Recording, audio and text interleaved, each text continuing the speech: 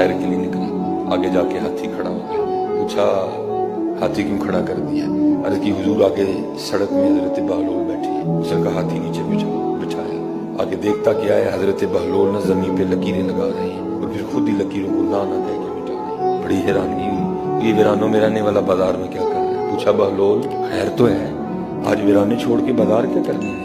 हजरत बहलोल ने कहा हारून बड़ा जरूरी काम कर रहे हैं। हारून ने कहा बहलोल तू तो बाजार में बैठा हुआ है, तू क्या जरूरी काम कर रहा है? उसने आगे से कहा हारून मैं मखलूक की और मालिक की सुलह करवा रहा है। आगे से हारून पूछता है बहलोल सुलह हुई कि नहीं? कहा वो तो मानता है, ये नहीं मानते हैं।